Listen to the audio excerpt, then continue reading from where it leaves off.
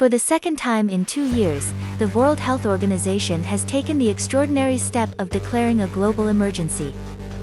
This time the cause is monkeypox, which has spread in just a few weeks to dozens of countries and infected tens of thousands of people.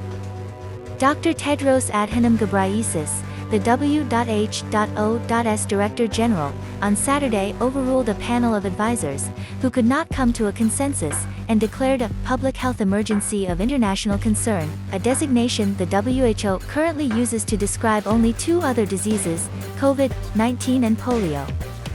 We have an outbreak that has spread around the world rapidly through new modes of transmission, about which we understand too little, and which meets the criteria for a public health emergency, Dr. Tedros told reporters.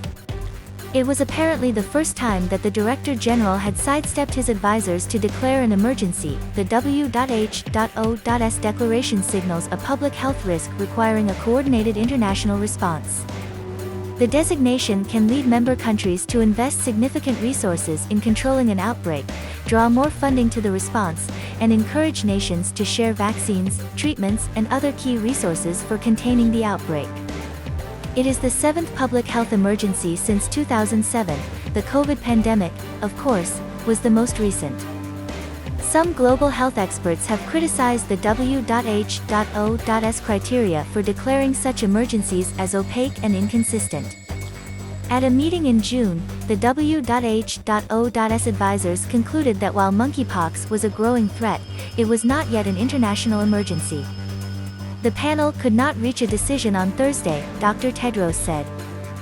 This process demonstrates once again that this vital tool needs to be sharpened to make it more effective, he added, referring to the W.H.O.'s deliberations.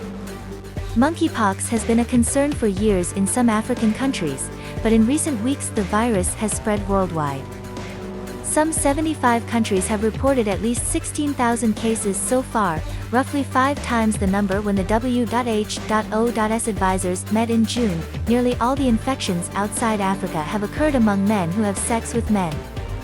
The outbreak has galvanized many in the LGBT community, who have charged that monkeypox has not received the attention it deserves, as happened in the early days of the HIV epidemic. The W.H.O.'s declaration is better late than never, said Dr. Boguma Titanji, an infectious diseases physician at Emory University in Atlanta. But with the delay, one can argue that the response globally has continued to suffer from a lack of coordination with individual countries working at very different paces to address the problem. There is almost capitulation that we cannot stop the monkeypox virus from establishing itself in a more permanent way, she added. Dr. James Lawler, co-director of the University of Nebraska's Global Center for Health Security, estimated that it might take a year or more to control the outbreak. By then, the virus is likely to have infected hundreds of thousands of people and may have permanently entrenched itself in some countries. We've now unfortunately really missed the boat on being able to put a lid on the outbreak earlier, Dr. Lawler said. Now it's going to be a real struggle to be able to contain and control spread. The longer the outbreak goes on, the greater the chances are of the virus moving from infected people to animal populations, where it could persist and sporadically trigger new infections in people. This is one way that a disease can become endemic in a region. As of Saturday, the United States had recorded nearly 3,000 cases, including 2 children, but the real toll is thought to be much higher, as testing is only now being scaled up. Britain and Spain each have about as many cases, and the rest are distributed through about 70 countries. Many of the infected in these countries report no known source of infection, indicating undetected community spread.